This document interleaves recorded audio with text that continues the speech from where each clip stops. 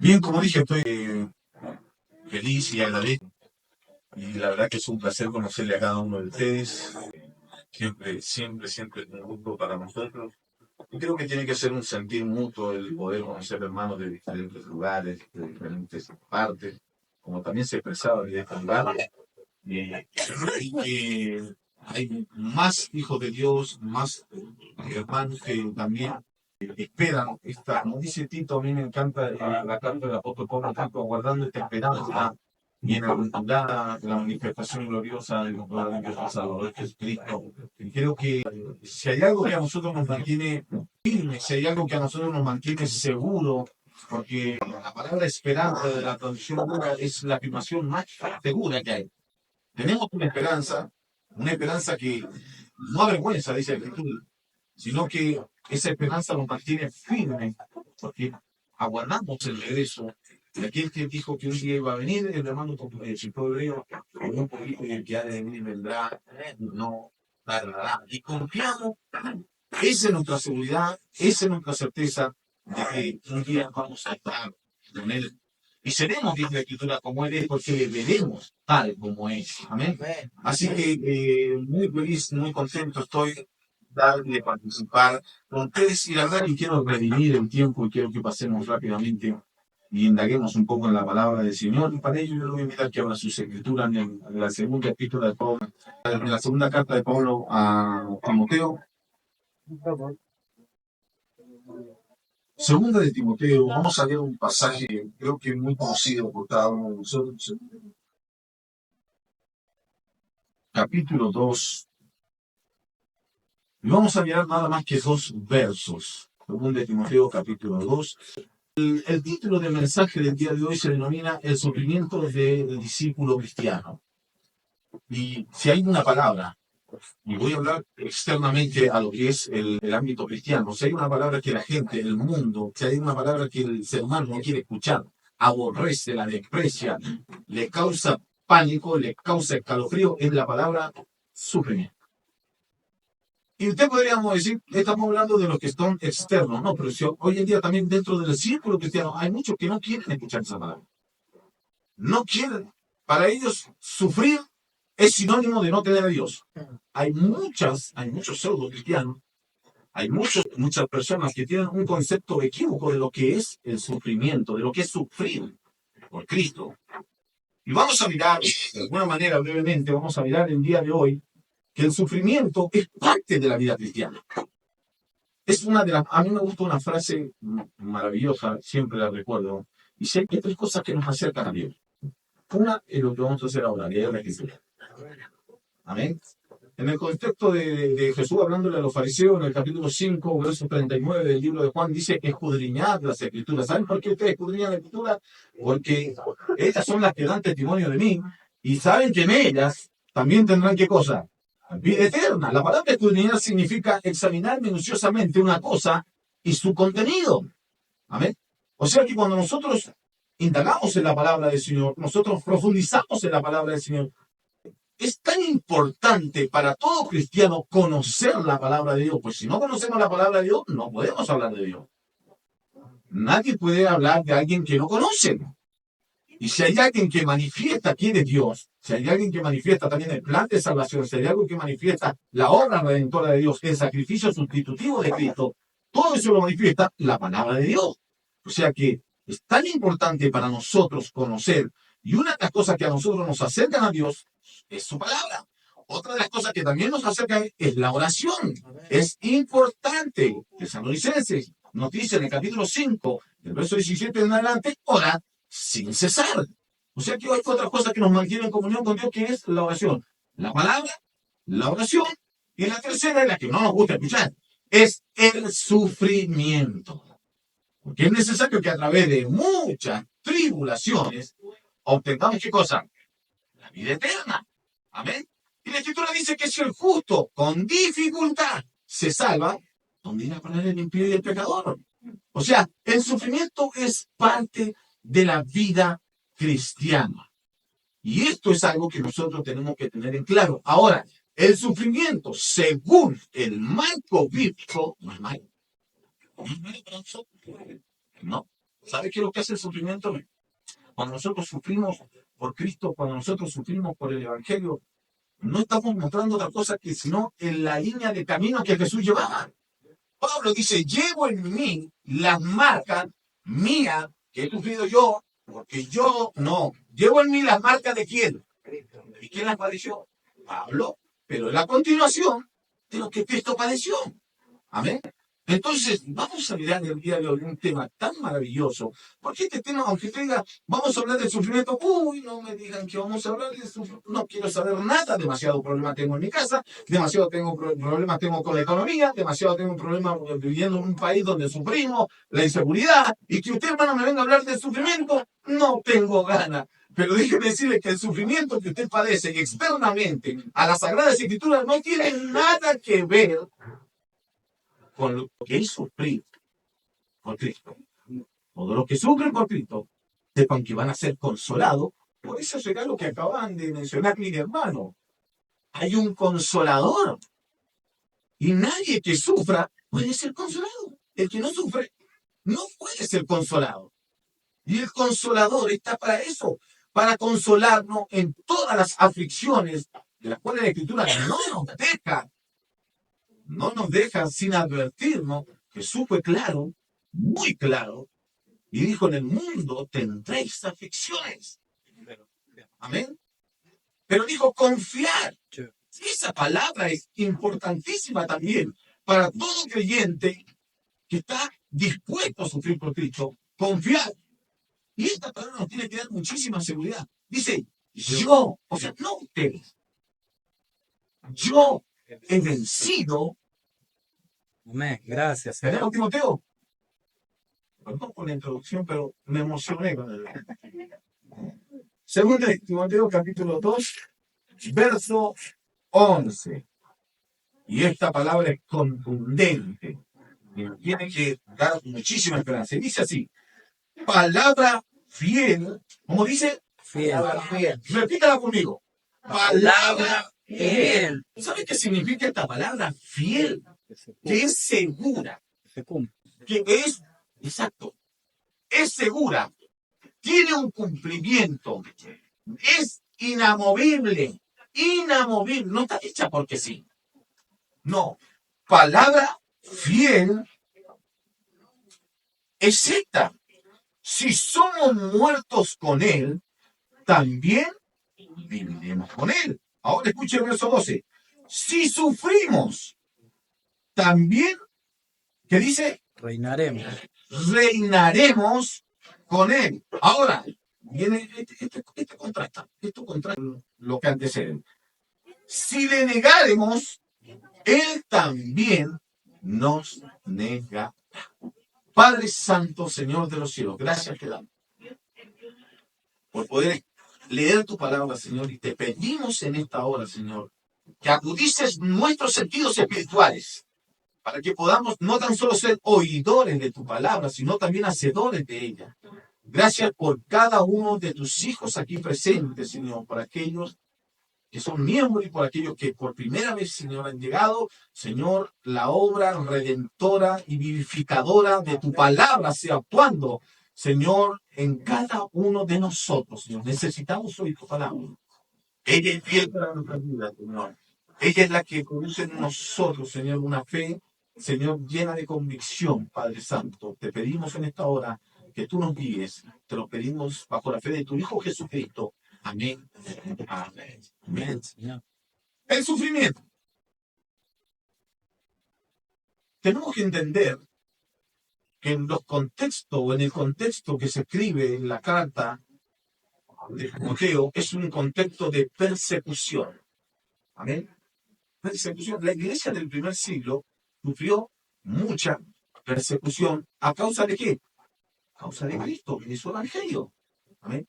Entonces, el apóstol Pablo comienza el verso 11 con esta expresión, palabra, que lo dijimos hace un momento, palabra fiel, es esta. Si somos muertos con Él, hay una promesa. ¿Cuál es esa promesa? Viviremos con Él. Ahora, usted no lo aplique ahora. Vámonos al primer siglo. una iglesia perseguida, una iglesia que padece muerte, escarnio, persecución, diferentes tipos de sufrimiento, e incluso a veces los castigos más grandes venían de los líderes religiosos. Y Pablo, mandando, transmitiendo un mensaje de esperanza, le dice, palabras fieles estas, estén seguros de esto, a todos ustedes que están padeciendo, a todos ustedes que están sufriendo, sepan que si mueren por Cristo y por su evangelio, también van a reinar con Él. Amén. Amén. O sea, la muerte por causa de Cristo y de su evangelio no va a ser en vano. No es pérdida, es ganancia. Y esto me hace acordar un pasaje que ustedes ya lo conocen. Para mí, dice el apóstol Pablo, el vivir, ¿qué es lo que es? Cristo. Y el morir es ganancia. Ahora, sea que vivamos o que muramos, somos ¿de quién? Somos de... La pregunta es, ¿tenemos esa seguridad? Porque tenemos que reflexionar. O sea, ante cualquier pasaje que leemos, ante cualquier historia bíblica, nosotros tenemos que reflexionar. La pregunta es, ¿puedo yo decir las mismas palabras? ¿Estoy en la condición de decir, para mí el vivir es Cristo y el morir es ganancia? Si yo lo quisiera aplicar ahora, este presente siglo, usted va a decir, yo ni soy perseguido, gracias a Dios vivimos en un país donde tenemos la libertad de culto y libertad de expresión.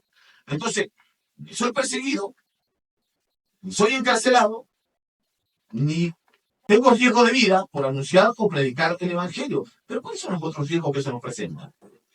¿Qué otros riesgos? ¿Qué otros riesgos son los que a ustedes se les presentan? Ahora, si hay algo que nosotros tenemos que entender y analizar y comprender también, es que todo aquel, y esto es algo que tenemos que tener bien en claro, todo aquel que quiera vivir en una línea de vida conforme a Cristo y a su palabra, va a sufrir desprecio. Va a sufrir desprecio. Tenemos un enemigo que es el enemigo en común. Es el enemigo en común. ¿Quién es? Satanás, el diablo. Ese es el enemigo que todo cristiano tiene en común. Ahora tenemos otro enemigo que a veces es más peligroso que Satanás, el diablo. ¿Usted sabe cuál es el otro enemigo que tenemos? Nuestra propia carne. Nuestra propia carne. Ese es un enemigo terrible. ¿Qué es lo que nos dice Santiago? Vamos a hacer un poco comparativo, sin salirnos del tema. ¿Qué es lo que nos dice Santiago? Santiago nos dice, ¿resistir a quién? ¿A la carne? No, ¿a quién tenemos que resistir? Sin embargo, de los deseos de la carne, ¿qué tenemos que hacerlo? ¿Resistir? No.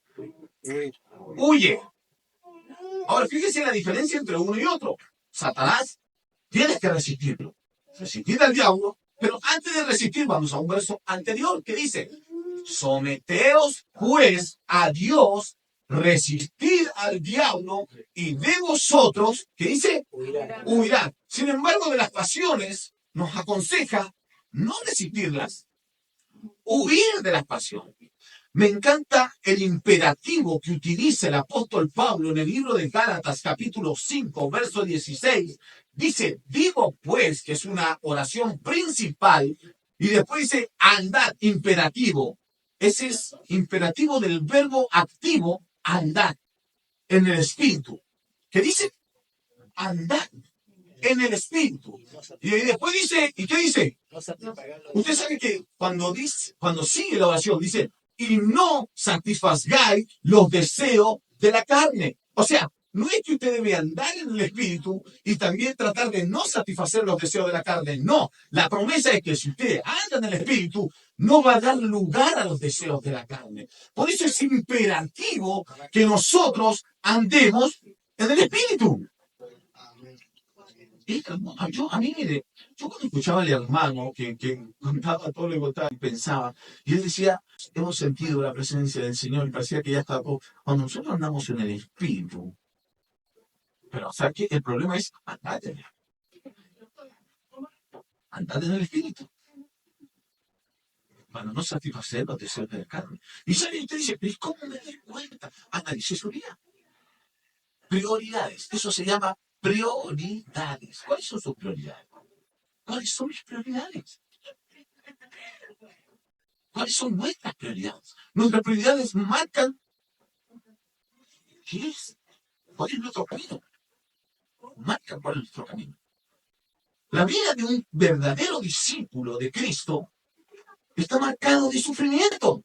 Y eso lo vemos en las Sagradas Escrituras. Mire, estoy tratando de ser breve. Esto lo vemos en las Sagradas Escrituras, lo vemos en la historia de los discípulos, en la historia de la iglesia, y si nos vamos a la historia de la iglesia después del ascenso de Cristo hasta hoy, vamos a ver que toda la historia nos marca sufrimiento de quienes quieren agradar a Cristo, de quienes quieren llevar una vida conforme al marco bíblico. No podemos manejarnos de otra manera. Y el apóstol Pablo, aquí en el verso 11, dice, si somos muertos con él, también viviremos con él. Si sufrimos. Quiero que me levante la mano si alguien en este salón alguna vez ha sufrido. A ver, levánteme la mano si hay alguien que por casualidad haya sufrido alguna vez. Yo voy a levantar las dos y si pudiera levantar, yo también levanto el pie. Bien. Ahora, levanten la mano los que han sufrido, ¿eh? Ahora, dejen las manos levantadas los que han sufrido por Cristo. ¡Ey! ¿Qué pasó? Bien. Es importantísimo entender lo que es sufrir por Cristo y lo que es, ojo que muchos, la Escritura dice que muchos sufren por qué, por maldichos. Otros sufren por orgullosos. También por codiciosos, muy bien. Otros sufren por orgullo. Otros sufren por vanagloria. Otros sufren. ¿Cuántas veces sufrimos por porfiados? ¿Cuántas veces hemos sufrido sabiendo que hay cosas que no las tenemos que hacer y las hacemos? Y las hacemos. El padecimiento de un verdadero cristiano va acompañado de la Escritura. Va acompañado de la Escritura cuando nosotros queremos.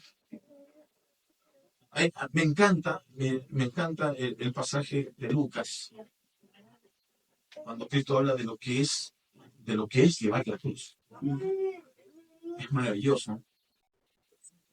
Aquel que quiere venir después de mí, ¿qué tiene que hacer? Tomar su cruz cada día.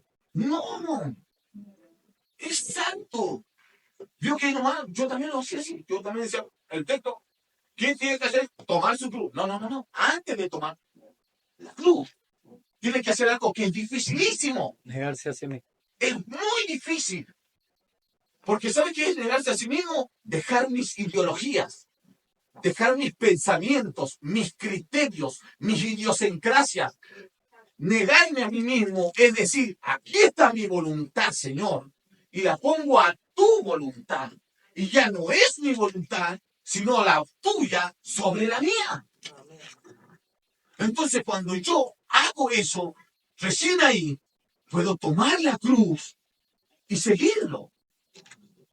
Y cuando nosotros hablamos de la cruz, de tomar la cruz, tenemos que sacarnos el concepto de que la cruz es hacer lo que hizo Cristo, ¿no? Cuando nosotros hablamos de la cruz, de tomar la cruz, y nos vamos al contexto original de esto, ¿de qué es tomar la cruz representa muerte segura, muerte segura. Todo condenado, todo aquel que era condenado a la cruz y tenía que cargar su cruz, iba con su cabeza con una sola idea: muere. Era maldito. Moría. O sea que si tú estás dispuesto a tomar la cruz, tienes que saber que tu vida no está antes que Cristo, que Cristo está antes de tu vida. Aquel que quiere venir después de mí, niéguese a sí mismo, tome la cruz y sígame. El camino que Cristo no es. Hay un concepto, lo voy a definir de esta manera, hablando con una persona hace unos meses atrás. Me dijo, ¿sabe qué, hermano? Me dice, hermano Raúl, voy a la iglesia, me congrego, pero no era lo que me dijeron. Me dijeron que si me congregaba y conocía a Jesús se me iban a acabar los problemas. Que se me acababan los problemas.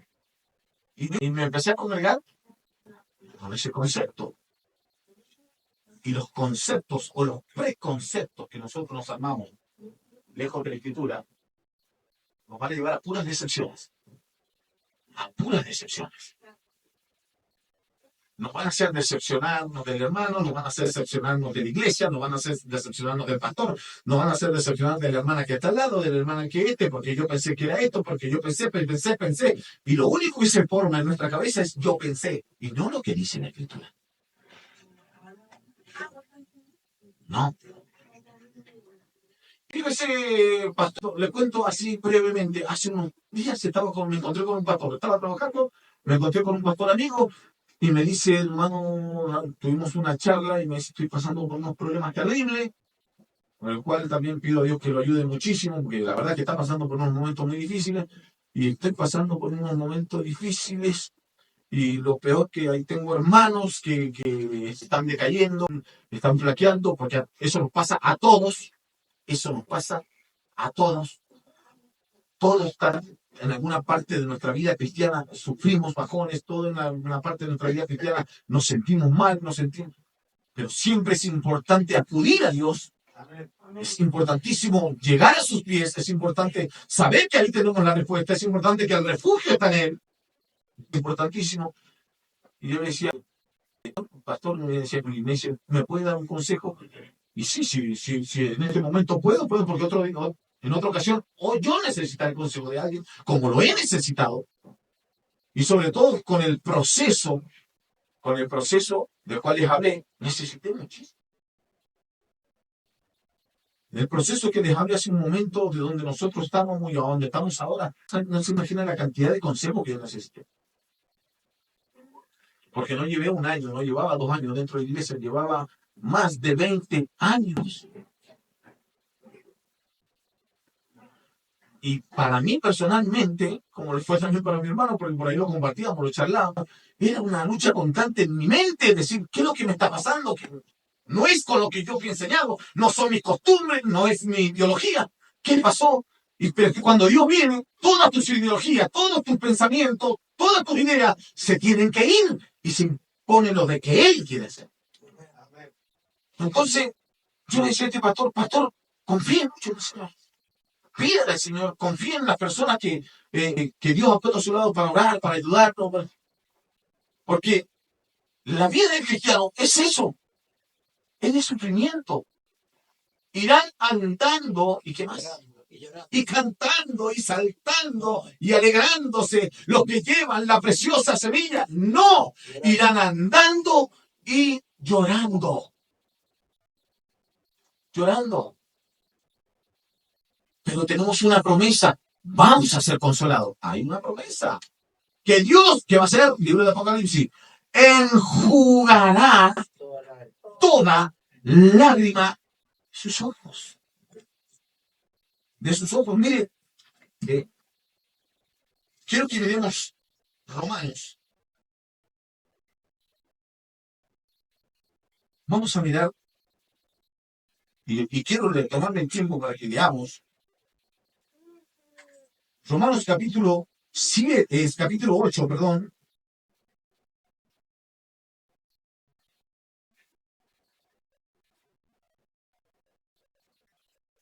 Vamos a tomar el verso 16.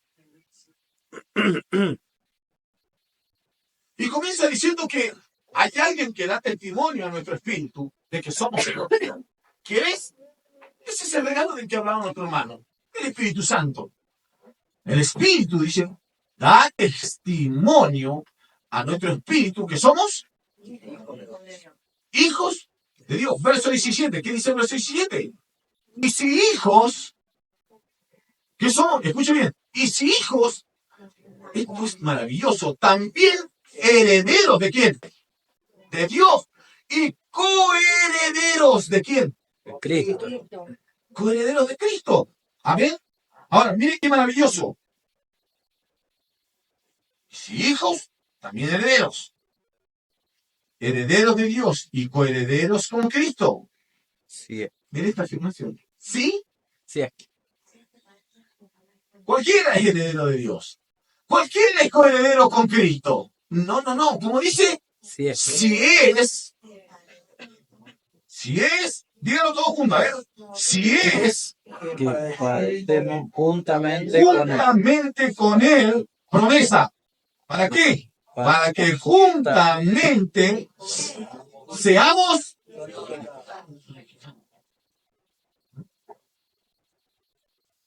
de que somos herederos con Dios. Es maravilloso. Coherederos con Cristo. Es maravilloso. Pero viene la parte que no nos gusta. Si es que sufrimos juntamente con Él. A mí me encanta hablar del sacrificio sustitutivo que hizo Cristo por nosotros. Es maravilloso saber que Él dio su vida. Que yo merecía castigo. Y no tan solo me quedo con la parte sustitutiva en la cruz, sino que hay otra parte sustitutiva y es la que Él pone en mi vida.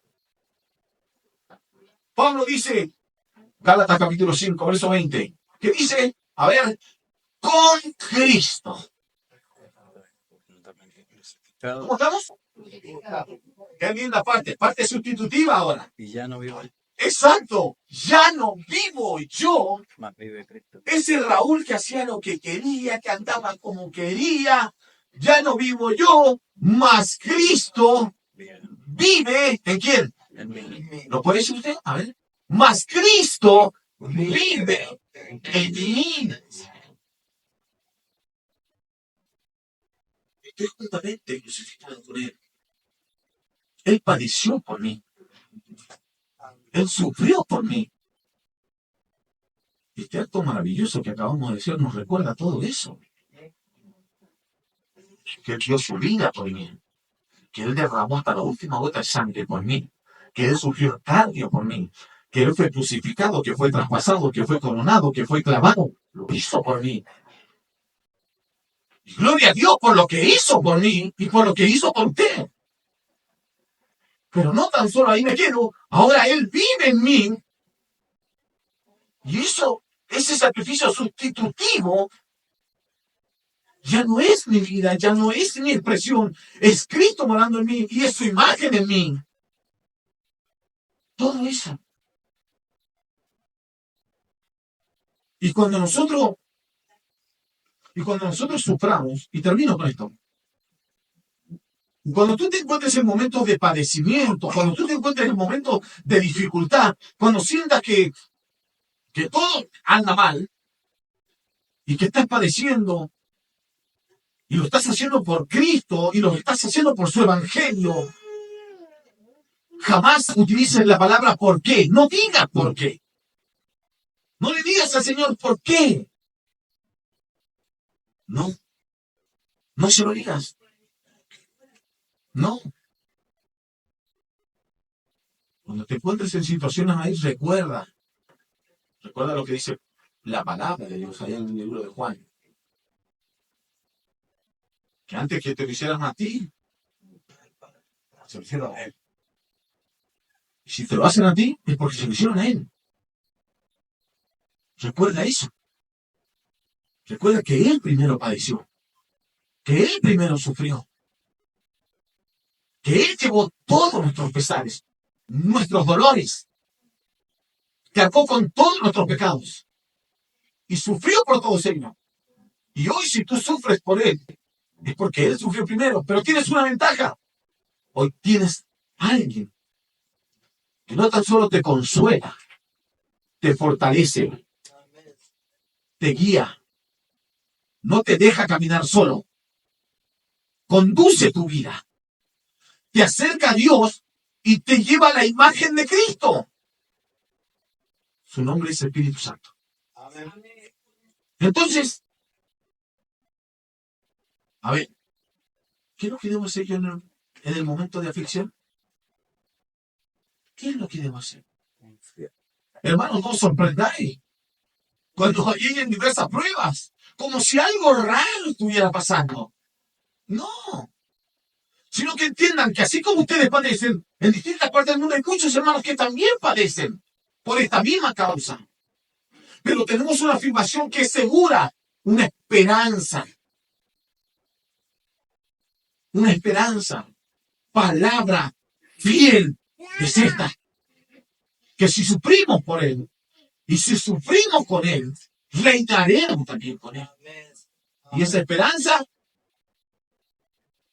no avergüenza. ¿Sabe por qué no avergüenza? Simple. Porque el amor de Dios ha sido derramado en nosotros. Amén. Es difícil la vida de un discípulo cristiano, es difícil, no es fácil. No es fácil. Pero es breve, el sufrimiento es breve. Es breve. Lo que se padece en este tiempo, dice el apóstol Pablo, no se compara con la gloria venidera que sobre vosotros ha de ser manifestada.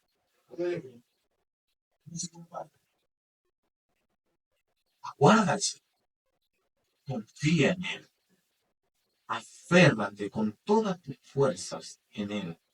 Y cuando te encuentres en momentos difíciles, recuerda que los momentos difíciles, ¿sabe qué hacen los momentos difíciles en nuestra vida de nosotros? Manifiestan lo dependientes que somos de Dios. Somos muy dependientes de Dios. Cuando soy débil, entonces soy fuerte. Porque es ahí donde se manifiesta el poder de Dios en nuestras debilidades. Las pruebas, las dificultades, las angustias, las aflicciones, muestran lo frágiles que somos, lo vulnerable que somos y lo dependiente que somos de Él. ¿Por qué no cierras tus ojos por el momento?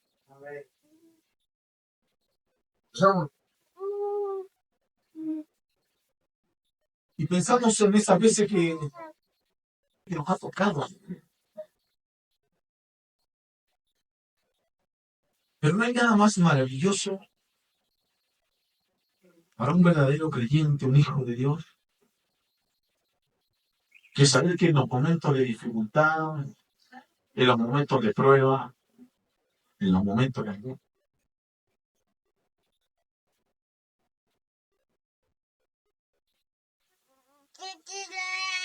y una de esas grandes promesas es que Él estaría con nosotros hasta la consumación de los tiempos.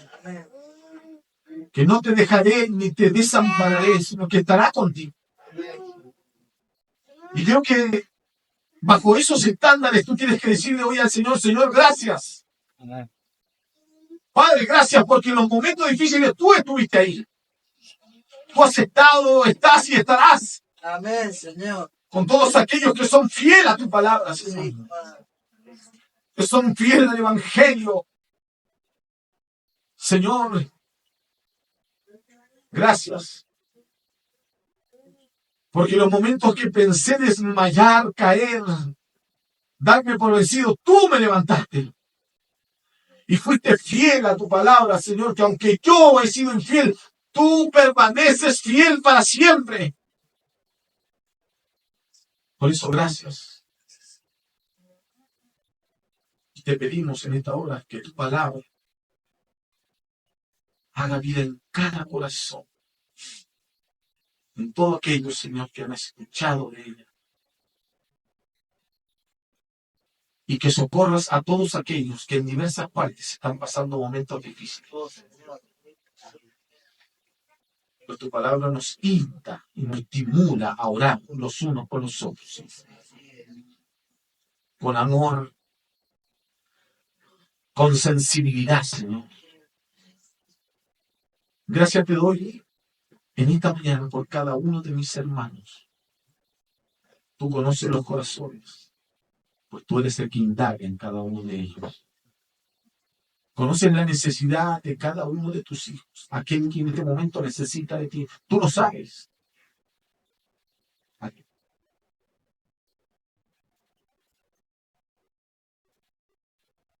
Ahora, Señor, que tu santo y maravilloso Espíritu sea guiando, Señor, a cada uno de los presentes, que tu presencia inunde nuestro ser, seamos sumergidos en él y podamos buscarla de la misma manera que el siervo brama por las corrientes de las aguas. Así en esta hora clamamos por tu divina y maravillosa presencia, Señor. Amén, Señor. Nuestra alma tiene sed de ti, Señor. ¿Cuánto le dicen en esta mañana, Señor? Mi alma tiene sed de ti. Mi alma tiene sed del Dios vivo, del Dios omnipotente, del Creador de todas las cosas. Gracias te damos por este momento, Señor. Alabamos. Bendecimos tu nombre. ¿Cuánto dicen gracias, Señor? Gracias. ¿Cuánto levantan sus manos y le dicen gracias? Gracias, Señor, porque tu amor me ha sostenido. Ha sido tu amor el que me ha sostenido. Ha sido tu bondad el que me sostiene, Señor. Tú eres el que me levanta. Tú eres el que me da fuerza. Tú eres el que afirma mis pasos. Tú eres el que guía, Señor. Tú eres la roca, fortaleza, Señor, en el día de la angustia. Tú eres el que prepara mi vida, Señor, para la prueba, para la dificultad. Para darte las gracias. Gracias, Señor. Gracias.